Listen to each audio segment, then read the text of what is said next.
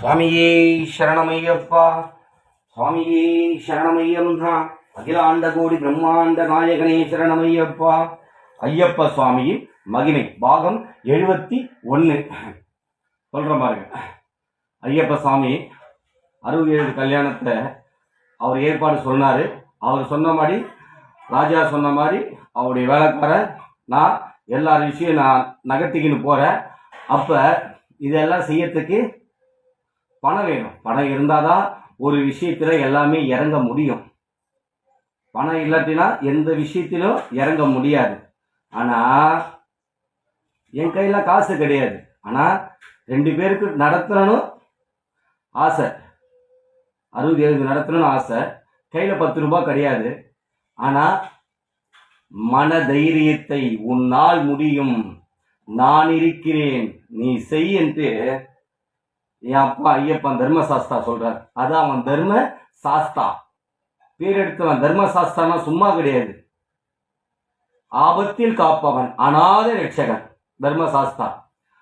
பணம் இல்லாம இன்னும் இறங்கிட்ட ஐயப்பன் உத்தரவு நீ நடத்துற அப்படின்னு சொல்லிட்டார் பகவான் ஐயப்பன். கையில காசு இல்லாம இருக்க யாருமே 10 ரூபாய் இங்க கொடுக்கல. கல்யாணம் நடந்து முடிகிற வரைக்கும் யாருமே 10 ரூபாய் கொடுக்கல. அப்புறம் எப்படி நடந்து முடிஞ்சதுன்னு கேக்குறீங்களா?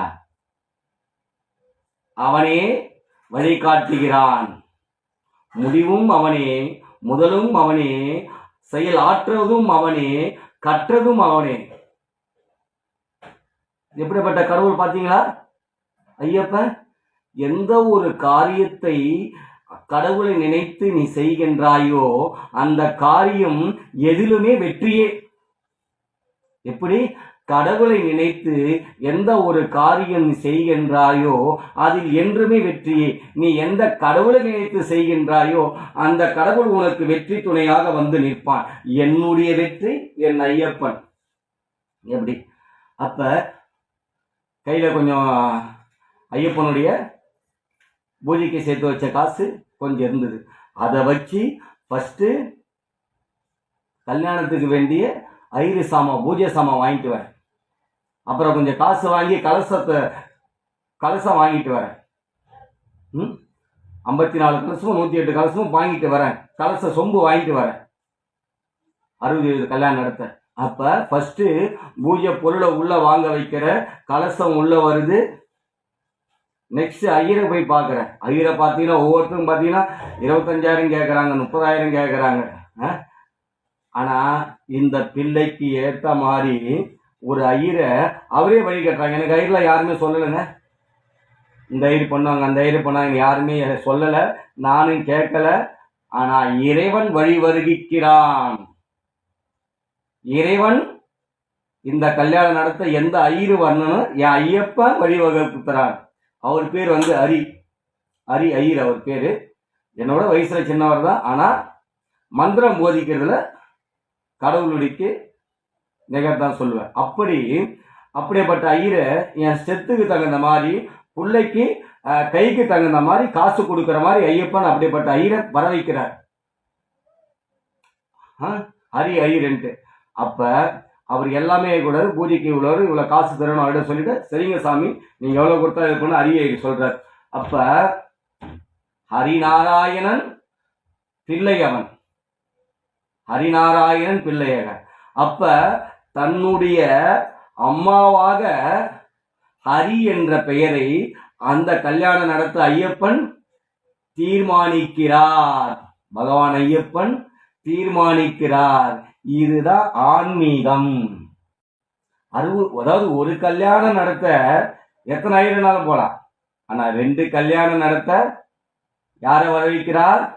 கடவுளிடத்தில் யார் உண்மையாக இருக்கின்றாரோ, கடவுளத்தில் யார் சதா சேவிக்கிறாரோ, கடவுளிடத்தில் சதா எவன் நினைக்கிறானோ அவனை அந்த இடத்துல ஐயப்பன் உட்கார வைக்கிறார்.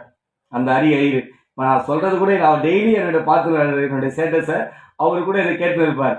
சாமி இது உண்மை, நீங்க கடவுளிடத்தில் எப்படி நீங்கள் உண்மையாக இருக்கிறீர்களோ அதை பகவான் ஐயப்பன் உங்களுக்கு அந்த அருள்பாலிக்கிறார். உங்களுக்கு எப்படி, எனக்கு எப்படி 2 கல்யாணம் நடத்த வருது? எனக்கு உடம்புல சக்தியை கொடுத்து உன்னால முடியும்னு என்ன இதை 2 தலைமை தாங்கி நடத்த வைக்கிறார் பகவான் ஐயப்பனு. அதே மாதிரி இந்த 2 இதுவும் நடத்த உங்களுக்கு எவ்வளோ ஒரு பவரை கொடுத்து உங்களுக்கு எவ்வளோ அந்த இடத்துல வக்கிறார், உங்களை அந்த பூஜையில் அமைக்க வைக்கிறார் பாருங்க சாமி. எல்லாமே நீங்க சபரிமலைக்கு ஐயப்பன் கூட நீங்க சென்றிருக்கீங்க, அடிக்கடி போய் நீங்க சபரிமலைக்கு, அது எனக்கு தெரியாது, ஆனா இவளுக்கு தெரியும். ஆனா அந்த இடத்துல உங்களை உட்கார வச்சு மந்திரத்தை சொல்லி இந்த வயசுல உங்களுக்கு 2 கல்யாணத்தை பண்ற பாக்கியத்தை ஐயப்பன் கொடுத்துருக்காரு. இதுதான் நாம் செய்கின்ற பாக்கியம். பொன்னோ பொருளோ செய்கின்ற பாக்கியம் இல்லை. நீ என்ன சேர்த்து வச்ச கடவுளிடத்தில், அதுதான் முக்கியம். கடவுளிடத்தில் எவன் ஒருவன் உண்மையாக இருந்து கடவுள் அன்பை பெறுகிறானோ, கடவுளுடைய அன்பை பெறுகிறானோ, அவனே வெற்றியாளர் ஆகிறான், அவனே சாதனையாளர் ஆகிறான். பாருங்க, இந்த இடத்துல என்ன சாதனை பண்ணி பேச வச்சிருக்கானா, எல்லாம் என் ஐயப்பனே. அந்த சாதனைக்கு சொந்தக்காரன் அவனே. மிச்ச கதையை உங்களுக்கு நாளைக்கு சொல்றேன். பணம் எப்படி இவனுக்கு வந்தது, எப்படி எனக்கு ஐயப்பன் கொடுத்தான், எப்படி இந்த கல்யாணம் நடந்தது, மிச்ச கதையை நாளைக்கு சொல்றேன். சுவாமியே சரணமையப்பா, சுவாமியே சரணமையப்பா.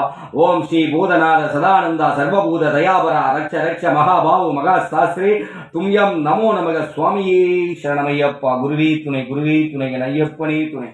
சுவாமியே சரணமையப்பா, சுவாமியே சரணமையப்பா.